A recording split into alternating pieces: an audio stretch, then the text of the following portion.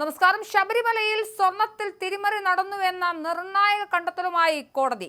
ഉണ്ണികൃഷ്ണൻ പോറ്റിയാണ് പ്രധാന പ്രതിയെന്ന തരത്തിലാണ് പ്രാഥമിക നിഗമനം വരുന്നത്. ശബരിമല സ്വർണ്ണപ്പാളിയിൽ 475 ഗ്രാമോളം നഷ്ടമായെന്നാണ് ഹൈക്കോടതിയുടെ കണ്ടെത്തൽ. നിഷ്പക്ഷ അന്വേഷണം വേണമെന്നും കോടതി ആവശ്യപ്പെടുന്നു. പോലീസ് മേധാവിയെ കേസിൽ കക്ഷി ചേർക്കുകയും ചെയ്തു. ദേവസ്വം വിജിലൻസ് സമർപ്പിച്ച അന്തിമ റിപ്പോർട്ട് പരിഗണിച്ച ശേഷമാണ് കോടതിയുടെ നടപടി. ദേവസ്വം കമ്മീഷണറുടെ നിർദ്ദേശപ്രകാരം സ്വർണം പൂശാൻ ഉണ്ണികൃഷ്ണൻ പോറ്റിക്ക് കൈമാറി. പോറ്റിക്ക് കൈമാറിയ സമയത്ത് മഹസർ തയ്യാറാക്കിയതിൽ തന്ത്രിയും ഒപ്പിട്ടിട്ടുണ്ട്. മഹസറിൽ രേഖപ്പെടുത്തിയത് ചെമ്പുപാളി എന്നാണ്, സ്വർണമെന്നല്ല. എന്തായാലും അതിൽ സ്വർണത്തിന്റെ പാളി ഉണ്ടായിരുന്നു എന്ന് സമ്മതിക്കുകയാണ്.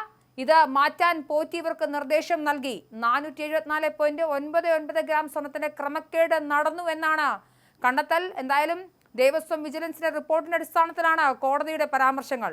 6 ആഴ്ചക്കുള്ളിൽ റിപ്പോർട്ട് സമർപ്പിക്കണം. സ്വർണ്ണ തിരിമറി നടത്തിയെന്നുള്ള കണ്ടെത്തൽ നിർണായകമാകും. വാർത്തകൾ മാധ്യമങ്ങൾ സെൻസേഷനലൈസ് ചെയ്യരുതെന്നും കോടതി പറഞ്ഞിട്ടുണ്ട്. ശബരിമലയിലെ സ്വർണ്ണപ്പാളി വിവാദത്തിൽ ഉദ്യോഗസ്ഥർ അന്വേഷണ ശേഷം കാര്യങ്ങൾ ബോധിപ്പിക്കേണ്ടത് കോടതിയെന്ന പ്രത്യേക നിർദ്ദേശവുമുണ്ട്. ശബരിമല സ്വർണ്ണപ്പാളി കേസിൽ ദേവസ്വം വിജിലൻസ് റിപ്പോർട്ട് ഹൈക്കോടതിയിൽ സമർപ്പിച്ചിരുന്നു. ഇത് പരിശോധിച്ച ശേഷമാണ് നിർണായക ഉത്തരവുമായി ഹൈക്കോടതി എത്തുന്നത്. ശബരിമലയിൽ നിന്നും ഇളക്കി മാറ്റിയ സ്വർണ്ണപ്പാളികൾ ശനിദോഷം അകറ്റാനും ഐശ്വര്യത്തിനുമായും കോടിക്കണക്കിന് രൂപയ്ക്ക് ബംഗളൂരുവിൽ വിറ്റഴിച്ചുവെന്നാണ് വിജിലൻസ് റിപ്പോർട്ടിൽ വ്യക്തമാക്കുന്നതെന്നാണ് വിവരം വന്നിരുന്നത്. എന്തായാലും സ്വർണ്ണപ്പാളി വിവാദത്തിൽ ഹൈക്കോടതി വലിയ നിർണായകമായ ഉത്തരവ് പുറപ്പെടുവിച്ചിരിക്കുകയാണ്. സ്വർണ്ണ തിരിമറി നടത്തിയിരിക്കുന്നു എന്നാണ് ഹൈക്കോടതിയുടെ നിഗമനം. എന്തായാലും അന്വേഷണം പുരോഗമിക്കുന്നു.